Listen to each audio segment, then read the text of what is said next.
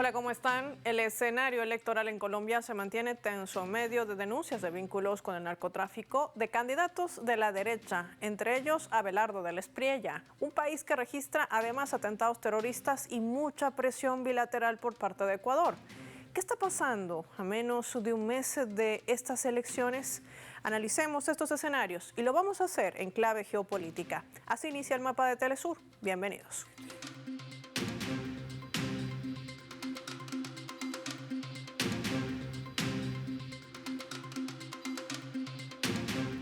Por esta razón les proponemos desplegar nuestro mapa y revisar en detalle de qué van estas denuncias de supuestos vínculos con el narcotráfico de candidatos de extrema derecha en Colombia. Para ello vamos a desplegar el mapa mundi y vamos a identificar con los colores de su bandera la República de Colombia. Avanza la carrera electoral en este país para ocupar la presidencia. A un mes además de estos comicios, uno de los candidatos se encuentra en el centro de una tormenta de acusaciones que van desde irregularidades electorales hasta presuntos nexos con redes criminales, apuntando al narcotráfico. La campaña de este candidato, Abelardo del Espriella, enfrenta serios cuestionamientos que ponen en duda la integridad de su aspiración y su pasado profesional.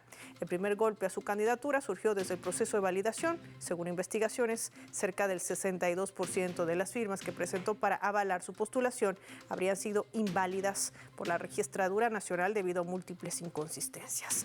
Dudas sobre su legitimidad electoral, se siguen sumando señalamientos de que lo vinculan con redes del narcotráfico, acusaciones que apuntan a una presunta conexión, además de su firma de abogados con estructuras criminales lideradas por alias Papá Pitufo, un nexo que el candidato, aunque ha negado públicamente, pues sigue generando ruido dentro de una campaña electoral bastante tensa, además, en torno a una situación que se agrava porque estamos hablando también del gran negocio del carbón, otro de los aspectos claves también en torno a estas grandes denuncias, la ocupación de tierras y los vínculos que ha tenido la extrema derecha de Colombia con el paramilitarismo y las ejecuciones extrajudiciales. ¿Qué representa esto en medio de un escenario electoral?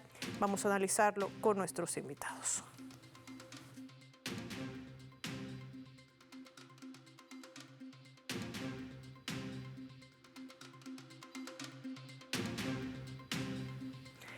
Vamos a recibir desde Colombia, nos acompaña Luis Alfonso Mena, periodista e historiador. Qué gusto tenerlo en el mapa de Telesur, bienvenido. Hola Paola, gracias por la invitación, saludo cordial. Saludos para usted, gracias por atender nuestra llamada. Sumamos también a John Freddy Gómez, docente universitario, investigador.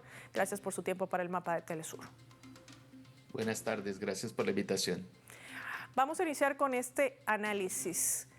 Luis Alfonso, ¿qué representan estas denuncias que apuntan sobre todo a los candidatos de derecha o extrema derecha en Colombia, vínculos con el narcotráfico? ¿Se trata simplemente de investigaciones periodísticas? ¿Son acusaciones menores? ¿O a qué escenario realmente se enfrenta el país en este preciso momento electoral? Bueno, la verdad es que tanto Abelardo de la Espriella como Paloma Valencia pues tienen a su haber numerosas denuncias desde diferentes sectores que los relacionan con actores nada recomendables. Por ejemplo, frente a Abelardo de la Espriella se denunció recientemente, incluso por una abogada que es candidata presidencial, que este señor, en su calidad de abogado penalista, tuvo fuertes nexos con un personaje que hace muchos años creó una pirámide, o sea, la recolección, la captación de recursos de dinero de manera irregular, y fueron miles y miles y miles de millones de pesos los que recaudó. Este señor se encuentra detenido, está purgando cárcel, ya condenado, pero ha denunciado la abogada del inspirador de DMG que este señor se quedó con una fuerte suma de dinero, Abelardo de la Espriella, presuntamente más de 5.000 millones de pesos, y que presuntamente también habría pedido una fuerte suma de dinero al gestor de DMG para, de acuerdo con la denuncia de la abogada candidata, prácticamente comprar congresistas que al parecer iban a tramitar una ley que afectaría de una u otra manera este negocio en el que se encontraba el gestor de DMG, de modo que es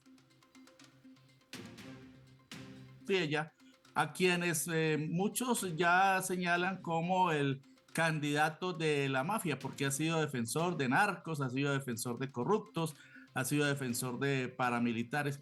Y sobre la señora Paloma Valencia, pues también se han vertido numerosos señalamientos. El primero de ellos, obviamente, que es hechura y se le considera como títere de Álvaro Uribe Vélez, de quien ya conocemos toda su trayectoria de inspiración de la criminalidad del Estado con los tristemente célebres falsos positivos, que no son sino crímenes de Estado y que ya suben, de acuerdo con la Justicia Especial para la Paz, a 7.837, no los 6.402 de los que se ha venido hablando en los últimos tiempos. Y además de ello, pues hay reconocidos corruptos como Ciro Ramírez, que hasta hace poco estaba en el Senado impulsando la candidatura de la señora Paloma Valencia y está condenado a 23 años de cárcel por corrupción, por robar dineros públicos.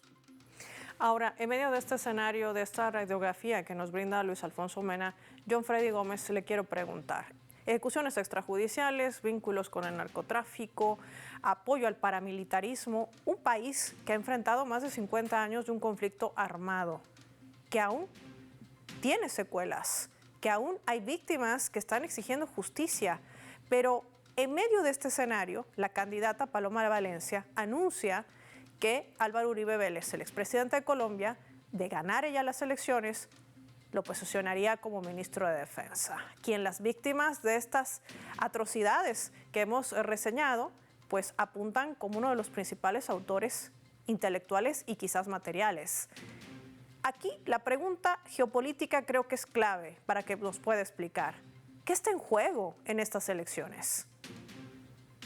Sí, efectivamente, la manifestación en la última semana de la candidata Paloma Valencia del Partido Centro Democrático, liderado por Álvaro Uribe Vélez, es que de llegar a ser presidenta, designaría como ministro de Defensa a Álvaro Uribe Vélez, una persona que en su trasegar de administración en el proceso gubernamental entre el año 2002 y 2010, pues se generaron graves violaciones a los derechos humanos y en este periodo particularmente es donde se encuentra alojada las mayores ejecuciones extrajudiciales que en Colombia se conocían como estos crímenes de lesa humanidad en contra de comunidades campesinas, pobres, que eran puestas a disposición de las Fuerzas Armadas y asesinadas y pasadas como guerrilleros.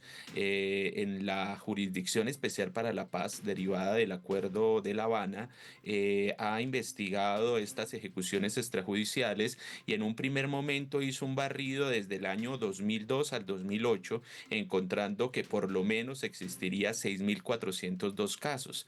En la última semana se amplió el abanico de tiempo entre 1990 a 2016 con 7.837 ejecuciones extrajudiciales, lo cual manifiesta que ha sido un proceso de larga data. Tendríamos que ir más atrás también. Este proceso se enmarca en la doctrina del enemigo interno, también en una configuración internacional sobre la dimensión de la Guerra Fría, el enemigo interno, movimientos socialistas o comunistas que veían afectado en ese momento pues la estructura también de la división entre Occidente y Oriente.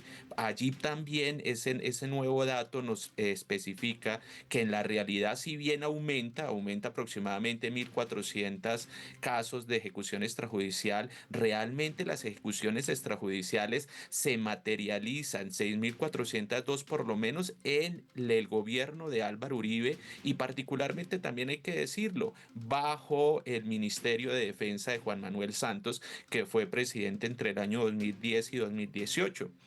varios informes, como el informe Basta Ya, tiene una radiografía que muestra cómo la violencia en Colombia se materializa entre el año 97-98 y se mantendrá muy fuerte hasta el año 2010, evidenciando también el papel de los Estados Unidos con la presencia militar, con los apoyos logísticos en la dimensión pues de generar esta o incidir en esta violencia y en esta violación de los derechos humanos y el derecho internacional humanitario, y que se concentra particularmente en el gobierno de Álvaro Uribe. Pero es que no solo se han manifestado algunos datos, sino que hay vinculaciones directas, ¿no? El hermano de Álvaro Uribe Vélez es condenado el pasado 25 de noviembre en el Tribunal Superior de Antioquia a 28 años y 3 meses de prisión por ser coautor,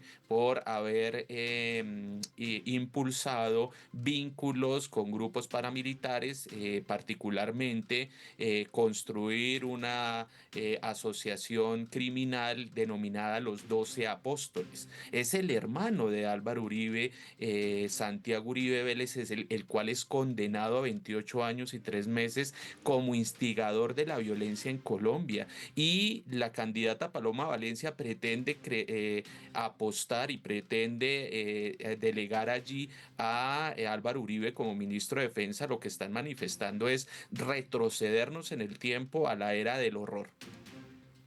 De esta incertidumbre, del miedo y del terror, me gustaría también analizar estos otros escenarios. Atentados terroristas y también con ello un intento de desintegración latinoamericana. ¿Forma parte de una estrategia? La gran pregunta es ¿con qué objetivo? De esto me gustaría conversar con Luis Alfonso Mena y John Freddy Gómez. Les pido a ambos que se mantengan en línea. Vamos a marcar nosotros una breve pausa, no sin antes revisar nuestra escala.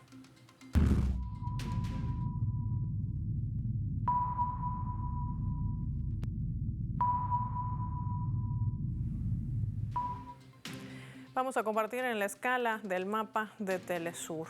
Esta es una nueva versión, es decir, la segunda filtración de audios obtenidos entre Juan Orlando Hernández, para ponerle el nombre completo, es el expresidente de Honduras, y el actual mandatario de ese país, Nasri Asfur, además de la vicepresidenta María Antonieta Mejía, que revelan una conformación de un equipo de comunicación financiado con recursos públicos hondureños y aportes, escúchese bien, del gobierno de la Argentina a la cabeza de Javier Milei, que superan el $500,000. Ustedes se preguntarán, ¿pero con qué objetivo? Golpear mediáticamente a los gobiernos de Gustavo Petro en Colombia y al de Claudia Sheinbaum en México. Hay que decir que estos audios hablan de una operación que además no es casual. Dice en los audios que además el 2025 el presidente de Estados Unidos, Donald Trump, acusó públicamente al mandatario colombiano de ser el líder del narcotráfico, insinuando una posible intervención terrestre en ese país para combatir supuestamente también el narcotráfico y los cárteles, así como lo hizo en su señalamiento hacia México. Estos audios que han sido develados por el diario Red, que publicamos nosotros también aquí en el mapa de Telesur, son señalamientos a varios actores políticos en estos audios hondureños que forman parte de operaciones de injerencia, que están armadas y financiadas por un equipo para producir falsas noticias, con personas cercanas a la administración de la Casa Blanca. Según estos audios, en este financiamiento de este operativo había participado también el mandatario argentino. Una conversación que se sigue filtrando y que forma parte de lo que muchos han calificado ya como Honduras Gate, que salpica también a una desestabilización para países como Colombia y México. De esto profundizamos al volver.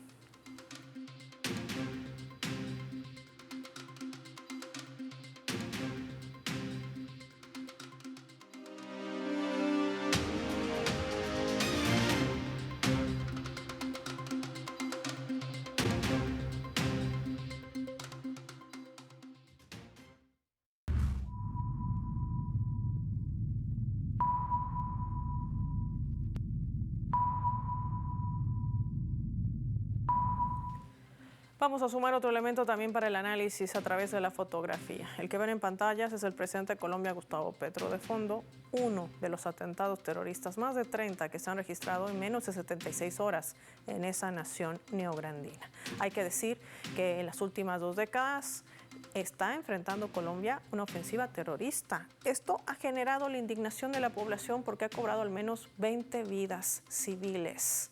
Una situación de terror, una situación de horror que nuevamente trata de encender este escenario, de reavivar el conflicto armado interno, pero la gran pregunta es ¿con qué objetivo y por qué se da justo en medio del desarrollo de esta campaña electoral a menos de un mes de las elecciones?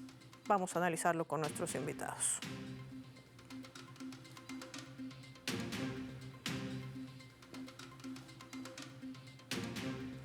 Luis Alfonso, se ha visto Colombia envuelta en varios escándalos, desde estos audios de Honduras Gate hasta el Plan Fénix, hasta la aplicación de un Plan Júpiter, como se llama específicamente en Colombia, y con ello estos atentados terroristas. Quiero saber si tienen algún tipo de vinculación, son hechos aislados y sobre todo por qué se da en este momento, por qué generar una nueva ola de violencia en Colombia a semanas de las elecciones. La operación Júpiter fue develada, fue descubierta en un programa de investigación de Señal Colombia, el canal público y la revista Raya, un medio de comunicación alternativo, que dieron a conocer gravísimas operaciones por parte de uno de los principales ministros de Álvaro Uribe durante sus 8 años de mandato, el señor Jaime Bermúdez, quien en la ciudad de Cali presentó en los prolegómenos de Congreso llevadas a cabo el 8 de marzo ante empresarios su proyecto Júpiter, que lo presenta, lo enmascara como pedagogía electoral, pero que tiene varios componentes. El principal de ellos, una serie de elementos de la guerra cognitiva para generar indignación, incertidumbre y odio entre la población contra el gobierno del presidente Gustavo Petro y contra colateralmente el candidato presidencial del Pacto Histórico y de la Alianza por la Vida, Iván Cepeda Castro y ahí Aquilcue. Ese es el objetivo, quieren repetir lo que hicieron en el año 2016. Y en ese sentido, en la generación del odio, de la incertidumbre, etcétera, que se propone en la estrategia Júpiter, pues contratan con una gran cantidad de empresarios que entregan recursos, más de 7.000 millones de pesos para financiar talleres, traen a trabajadores de las diferentes empresas de estos emporios y gremios industriales y los seleccionan para que vayan a ser jurados homogéneos, o sea, de una sola línea en las elecciones. Pero además de eso, y es lo más grave, pues concatena todo esto con la generación de narrativas utilizando medios de comunicación como La Silla Vacía y otros que genera una serie de contenidos tratando de mostrar al país como algo invivible, como que aquí se vive pues una situación terrible de confrontación que nunca se ha vivido, cuando Colombia lleva 70 años de una confrontación que se está luchando por salir de ella. Y se presentan estos atentados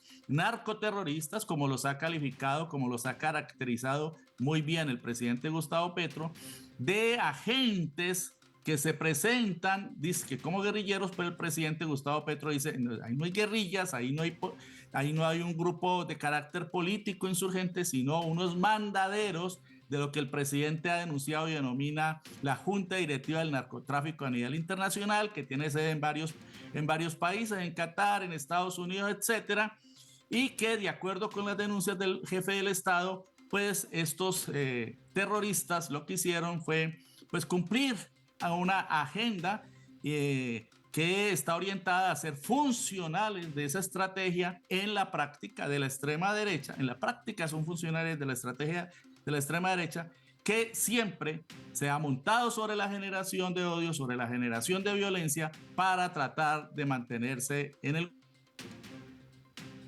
recuperar el poder. Esa es la estrategia. Están concatenados de una manera o de otra el plan o estrategia Júpiter con toda esta serie de atentados que cumplen una función dentro de todo ese objetivo de generar pánico para que la gente voltee su voto. Y lo hacen principalmente en el suroccidente del país, en Nariño, en el Cauca, en el Valle del Cauca, que son las zonas en donde se han centrado estos atentados terroristas, porque es una de las zonas en donde mayor cauda electoral tiene el pacto histórico, tiene el presidente, tiene Iván Cepeda. En el Valle del Cauca, por ejemplo, el pacto ganó con 624.000 votos. Lo mismo ocurrió en Nariño, y en el Cauca la votación fue enorme. De modo que todo está concatenado. Pero además le digo esto, el presidente ha denunciado que es muy probable que muchos de esos explosivos con los que han hecho atentados terroristas, estos grupos criminales y narcoterroristas, como los denomina el presidente, son explosivos procedentes del Ecuador. De modo que, concatenados o no, están cumpliendo una misma función de la que hablaba la estrategia o el plan o la operación Júpiter. Este escenario, Luis Alfonso Mena, también hay que recordar si realmente esta estrategia solamente se centra justamente a lo que es internamente Colombia. Le estoy preguntando al otro invitado, por favor, para poder analizar este otro escenario. Gracias. Hay un cruce, no solamente bilateral, entre Colombia y Ecuador. ¿Qué representa en este momento Ecuador? Por eso hablaba del Plan Fénix, que es el que está ejecutando supuestamente el gobierno de Daniel Noboa para contrarrestar la criminalidad y la alta incidencia también de bandas del narcotráfico. Pero ¿hay una intencionalidad hacia Colombia? Esa es mi pregunta. ¿Por qué en este momento y por qué no acudir al camino de una diplomacia de paz? ¿O forma parte también de este plan, de esta estrategia para desestabilizar la región latinoamericana? ¿Cómo lo lees? Sí, evidentemente la política no solo se puede leer de una manera doméstica, es decir, al interior del Estado-nación, de las fronteras, sino que tenemos que entender también las relaciones internacionales y la geopolítica. Actualmente vivimos en un desorden global a partir del desequilibrio hegemónico, a partir de la pérdida hegemónica de Estados Unidos y su desplazamiento y concentración particularmente en el continente americano. Vemos como, por ejemplo, en la violencia y guerra que se le estaba presentando al pueblo iraní, pues salen allí casi que derrotados, de alguna manera diezmados, y se evidencia pues la voluntad del pueblo iraní por su soberanía. Eso ha generado en los últimos 18, 20 años, algunos autores demarcan 1998-2001, la pérdida hegemónica de Estados Unidos, y en el gobierno de Donald Trump la concentración, la nueva política de seguridad que manifiesta una política renovada de la doctrina Manifiesto y de la doctrina Monroe, en la medida de toda América, todo el continente americano para los Estados Unidos, lo cual implica también que los Estados Unidos genera alianzas estratégicas que pasan por el escudo de las Américas, que tenemos allí presidentes que son muy cercanos a la ideología y a un talante autoritario y violento como el de Donald Trump, particularmente Javier Milei, Daniel Noboa, Nayib Bukele, entre otros, que lo que hacen es una descentralización de la violencia, del poder, de ejercer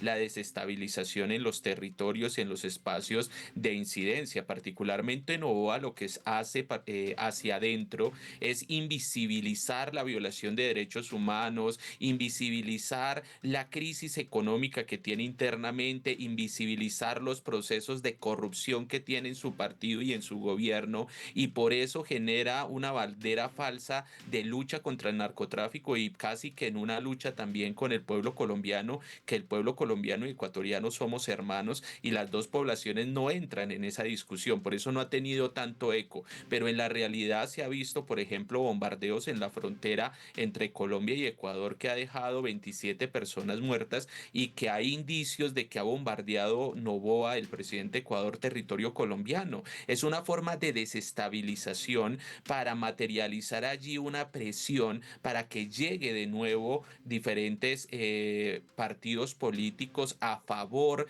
de esta estructura, no solo continental, sino, hablándolo yo particularmente, particularmente de una ideología política caduca, de una ideología política conservadora que pretende a partir de la violencia subsanar todas las crisis económicas, políticas y sociales, culturales también que vive al día de hoy el neoliberalismo. Allí entonces encontramos cómo Daniel Noboa imprime violencia hacia Colombia, trata de trasladar esa violencia, aumenta aranceles indiscriminadamente, genera actos de bombardeo a suelo soberano colombiano, y lo que se hace desde Colombia es tratar de mitigar el impacto para que de alguna manera realmente lo que está viviendo Ecuador es que el gobierno de Daniel Noboa está generando una crisis profunda del Ecuador, un no reconocimiento. México no reconoce en este momento y no tiene un proceso diplomático con el Ecuador de Noboa, puesto que le invadieron la embajada en el año 2023 y secuestraron a un asilado político como es Jorge Glass. También tiene discusiones con varios países y al día de hoy el pueblo ecuatoriano es el que más sufre, puesto que no tiene electricidad, no tiene abastecimiento y tan solo se mantiene Daniel Noboa por la violencia, por el autoritarismo que se disgrega de esa descentralización liderada por Estados Unidos con el escudo de las Américas. Entonces lo que vemos allí es una estrategia continental de control a esa segunda ola de los gobiernos progresistas, y esperamos que, como se ve en las últimas encuestas, 44% tiene intención de votos Iván Cepeda, y esperamos que en primera vuelta llegue a ser presidente y se renueve y se fortalezca esa segunda ola en nuestra América de gobiernos progresistas y que vayan hacia la ruptura del sistema neoliberal y, ¿por qué no?, una trayectoria diferente como humanidad. Sin lugar a dudas, esta radiografía que nos ofrece Luis Alfonso Mena y John Freddy Gómez nos ayuda a entender lo que realmente está en juego en estas elecciones en Colombia. Gracias a ambos por su tiempo para Telesur, para el Mapa. Finaliza el programa y lo hacemos revisando nuestros vectores.